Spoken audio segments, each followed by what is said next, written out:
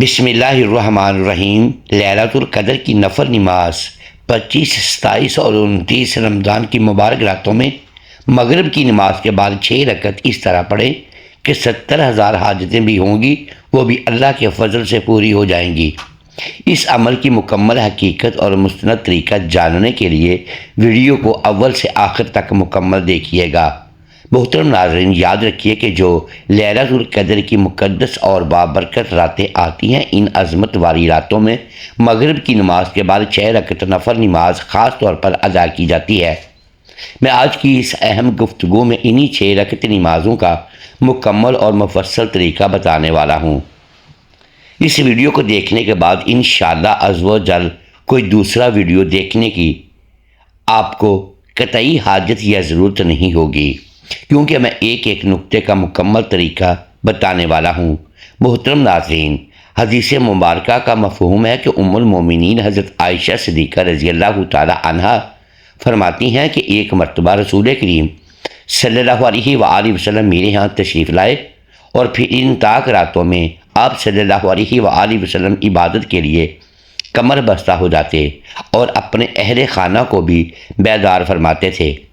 میں نے قریب جا کر عرض کیا، یا رسول اللہ صلی اللہ علیہ وآلہ وسلم، اگر میں لیلۃ القدر کو پا لوں تو کیا دعا مانگوں؟ تو آپ صلی اللہ علیہ وآلہ وسلم نے نہایت شفقت سے وہ مشہور دعا سکھائی جو ہم سب مانگتے ہیں۔ اس مقام پر یہ بات جاننا نہایت ضروری ہے کہ لیلۃ القدر کی فضیلت قرآن پاک کی پوری ایک سورت میں بیان کی گئی ہے، جس میں اللہ رب العزت فرماتا ہے کہ یہ رات 1000 مہینوں سے بہتر ہے۔ ذرا غور فرمائیں کہ ایک انسان کی اوسط عمر 60-70 سال ہوتی ہے، لیکن اللہ تبارک و تعالیٰ نے اپنے حبیب صلی اللہ علیہ وآلہ وسلم کے صدقے اس امت کو ایک ایسی رات عطا فرما دی جس میں محض چند گھنٹوں کی عبادت پوری زندگی کی عبادت سے بڑھ کر اجر و ثواب رکھتی ہے۔ یہ رب کائنات کا کتنا بڑا احسان ہے کہ اس نے ہمیں اتنے مختصر وقت میں اتنی بڑی کامیابی حاصل کرنے کا موقع فراہم کیا۔ ان راتوں میں جب آسمان سے انوار و تجلیات کا نزول ہوتا ہے تو کائنات کا ذرہ ذرہ اللہ کی تسبیح میں مگن ہو جاتا ہے۔ فرشتے قطار در قطار زمین پر اترتے ہیں اور حضرت جبرائیل امین کی قیادت میں ان گھروں کا طواف کرتے ہیں جہاں ذکر الہی ہو رہا ہوتا ہے۔ یہ راتیں محض جاگنے کی نہیں بلکہ اپنے رب کو منانے کی راتیں ہیں۔ یہ وہ لمحات ہیں جب تقدیر کے فیصلے لکھے جاتے ہیں، اور جب ایک بندہ اپنے گناہوں پر نادم ہو کر سجدے میں گرتا ہے تو عرش الہی بھی اس کی توبہ پر جھوم اٹھتا ہے۔ علماء کرام فرماتے ہیں کہ جو شخص ان طاق راتوں میں سے کسی ایک رات کو بھی غفلت میں گزار دیتا ہے وہ در حقیقت بڑی محرومی کا شکار ہے۔ اس لیے ہمیں چاہیے کہ ہم ان راتوں کے ایک ایک لمحے کی قدر کریں اور اپنی زبان کو درود و سلام اور استغفار سے تار رکھیں۔ رزق کی تنگی ہو یا بیماری کے مصائب، اولاد کی نافرمانی ہو یا دشمنوں کا خوف، ان سب کا حل اللہ کے در پر جھک جانے میں ہے۔ یہ وہ مبارک گھڑیاں ہیں جب رحمت الہی پکار پکار کر کہتی ہے کہ ہے کوئی مانگنے والا جسے میں عطا کروں، ہے کوئی بخشش کا طلبگار جسے میں معاف کر دوں۔ اس لیے اپنی نیتوں کو خالص کریں اور دل میں یہ پختہ عزم کریں کہ آج کی رات ہم اپنے رب کو راضی کر کے ہی دم لیں گے۔ ان طاق راتوں کا جادو ایسا ہے کہ جو ایک بار اس لذت کو پا لیتا ہے وہ پوری زندگی اسی کیفیت کا اسیر ہو جاتا ہے۔ آپ کے گھروں میں برکت کا دروازہ تبھی کھلے گا جب آپ اپنے دلوں کو حسد اور کینہ سے پاک کر کے اس پاک رات کی برکات سمیٹیں گے۔ یاد رکھیے کہ یہ موقع بار بار نہیں ملتا۔ زندگی کا چراغ کب گل ہو جائے کوئی نہیں جانتا، اس لیے اسی رمضان کو اپنی زندگی کا آخری رمضان سمجھتے ہوئے عبادت میں جی جان لگا دیں۔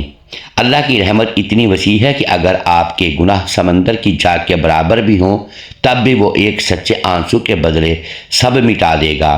ان 6 رکعت نمازوں کا تحفہ آپ کی زندگی میں وہ انقلاب لا سکتا ہے جس کا آپ نے کبھی تصور بھی نہیں کیا ہوگا۔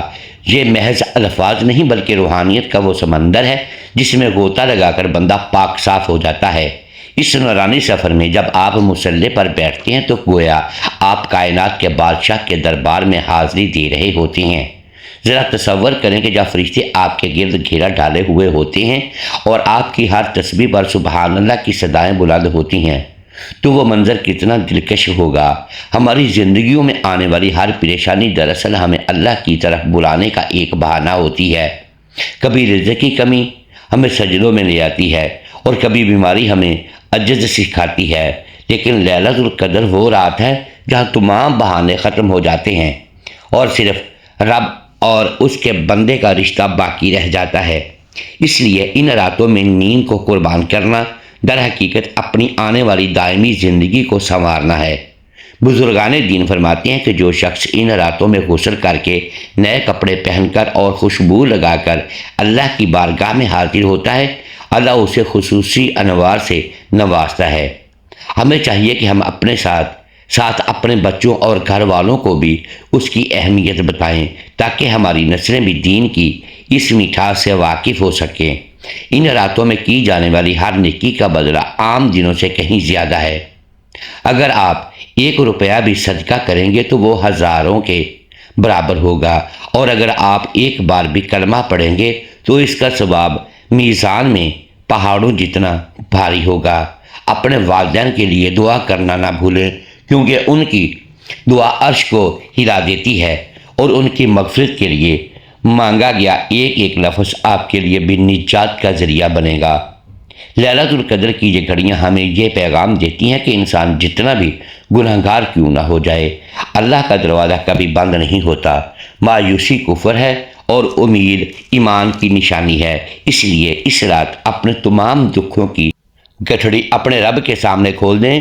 وہ ہے جو بن کہے بھی سب جانتا ہے، لیکن اسے اپنے بندے کا مانگنا بہت پسند ہے۔ جب آپ ان نفل نمازوں کے لیے کھڑے ہوں تو یہ سوچیں کہ شاید یہ زندگی کی آخری طاق رات ہو اور کل ہمیں یہ موقع نہ مل سکے۔ اس جذبے کے ساتھ پڑھی گئی نماز ہی اصل میں قبولیت کا درجہ پاتی ہے۔ آپ کے ہر سجدے میں وہ تڑپ ہونی چاہیے جو یونس علیہ السلام کی پکار میں تھی، یا جو ایوب علیہ السلام کے صبر میں تھی۔ یاد رکھیے کہ اللہ نیتوں کا حال دیکھتا ہے، آپ کے لفظوں کی خوبصورتی نہیں، بلکہ آپ کے دل کا ٹوٹا ہوا ہونا اسے اب سے زیادہ قریب کرتا ہے۔ اس رات جب پوری دنیا سو رہی ہوتی ہے اور اللہ کا بندہ سجدے میں رو رہا ہوتا ہے تو اللہ فرشتوں پر فخر فرماتا ہے کہ دیکھو، یہ میرا وہ بندہ ہے جسے میں نے مٹی سے بنایا اور آج یہ اپنی نیند چھوڑ کر مجھے منانے آیا ہے۔ کیا ایسے بندے کو اللہ خالی ہاتھ لوٹا دے گا؟ ہرگز نہیں، بلکہ اسے وہ سب عطا کرے گا جو اس کے گمان میں بھی نہ ہوگا۔ اس لیے ہمت نہ ہاریں اور ان مبارک راتوں کا بھرپور فائدہ اٹھائیں۔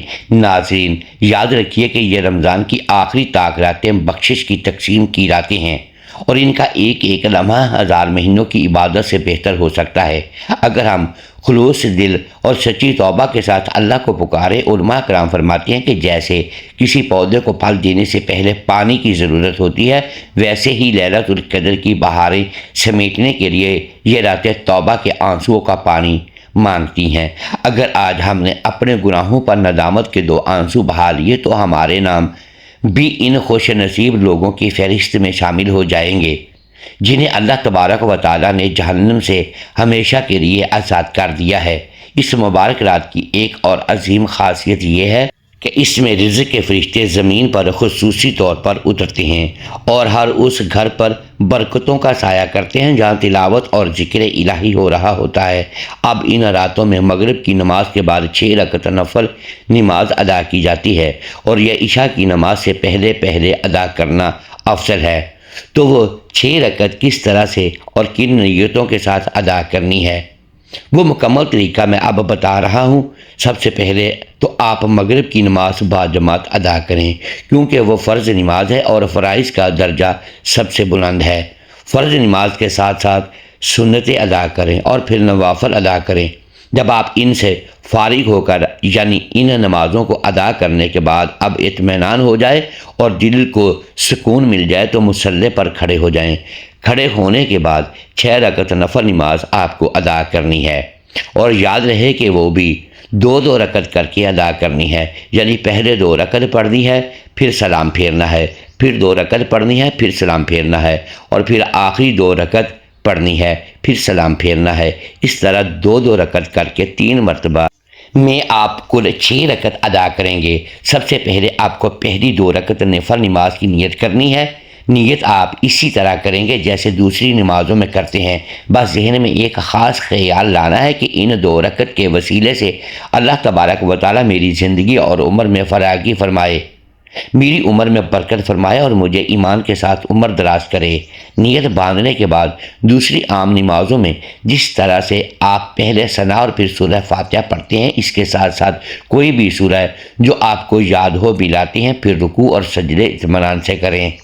تمام ارکان مکمل کرنے کے بعد جب آپ تشہد میں بیٹھیں گے تو درود ابراہیمی اور دعائے معصورہ پڑھ کر سلام پھیریں گے۔ یہ آپ کی پہلی 2 رکعت نماز مکمل ہو گئی۔ اس کے بعد مصلی پر بیٹھے بیٹھے 1 مرتبہ سورہ یاسین شریف کی تلاوت کریں گے۔ اگر وقت کم ہے تو آپ 21 مرتبہ سورہ اخلاص پڑھیں گے، پھر سیدھا مصلی پر کھڑے ہو جائیں گے اور اگلی 2 رکعت نفل نماز کی نیت کریں گے۔ اب ان 2 رکعت کی نیت میں جو ذہن میں رکھیں گے، اے اللہ تبارک و تعالیٰ، ان کی برکت سے میرے گھر میں رزق کی برکت عطا فرما اور مجھے تمام ناگہانی آفتوں اور بلاؤں سے ہمیشہ محفوظ فرما۔ یہ نیت کرنے کے بعد آپ پہلے کی طرح 2 رکعت ادا کریں گے اور مکمل ہونے کے بعد پھر سے 1 مرتبہ سورہ یاسین یا 21 مرتبہ سورہ اخلاص پڑھیں گے۔ اب آپ کی 4 رکعت نمازیں مکمل ہو گئیں۔ آخری 2 رکعت میں آپ کو اپنے ذہن میں یہ ارادہ رکھنا ہے کہ اللہ تبارک و تعالیٰ مجھے دنیا میں صرف اور صرف اپنا محتاج بنائے اور دوسروں کا محتاج کبھی نہ بنائے، مجھے ہر طرح کی محتاجگی، غریبی اور مفلسی سے ہمیشہ محفوظ رکھے۔ یہ ذہن میں رکھنے کے بعد آپ نماز کی نیت کریں گے اور پہلے کی طرح 2 رکعت مکمل ادا کر لیں گے۔ سلام پھیرنے کے بعد پھر سے آپ کو سورہ یاسین یا 21 مرتبہ سورہ اخلاص پڑھنی ہے۔ اب آپ کی الحمدللہ 6 رکعت نماز مکمل ہو گئی۔ یہ 6 رکعت نماز مکمل ہونے کے بعد آپ اللہ کے حضور ہاتھ پھیلا کر دعا کریں گے اور ان 3 چیزوں کا ذکر کریں گے، یعنی عمر درازی، رزق میں برکت اور لوگوں کی محتاجگی سے نجات۔ یقین مانیے کہ جو تڑپ کر اور رو رو کر ان مبارک راتوں میں مانگتا ہے، اللہ اسے کبھی خالی ہاتھ نہیں لوٹاتا۔ اللہ کی رحمت آج پکارتی ہے کہ ہے کوئی بخشش مانگنے والا کہ میں اسے بخش دوں، ہے کوئی اپنی پریشانیوں کا حل مانگنے والا کہ میں اس کی مشکل ٹال دوں۔ اس لیے اپنی دعا میں پوری امت مسلمہ کا اور خاص طور پر ہمیں بھی یاد رکھیے گا۔ انشاءاللہ عز و جل ان نمازوں کی برکت سے آپ کی تمام حاجتیں اور مرادیں پوری ہوں گی۔ اللہ تبارک و تعالیٰ میرا سنانا اور آپ کا سننا قبول فرمائے، آمین یا رب العالمین۔ محترم ناظرین، امید ہے آج کی یہ ویڈیو آپ کو پسند آئی ہوگی۔ ناظرین گرامی، اگر ہم اس ویڈیو میں الفاظ کی درست کی دانستہ یا دیدہ دانستہ درست نہیں کر پائے تو ہم آپ سے معذرت خواہ ہیں اور اللہ کے حضور معافی کے طلبگار ہیں۔ ناظرین گرامی، ویڈیو کو لائک کیجیے، چینل کو سبسکرائب کیجیے اور بیل آئیکن پریس کر دیں تاکہ ہر نئی آنے والی ویڈیو آپ تک بر وقت پہنچ سکے اور ہماری حوصلہ افزائی ہوتی رہے۔ اگلی ویڈیو تک کے لیے اجازت دیجیے گا۔ شکریہ، اللہ حافظ۔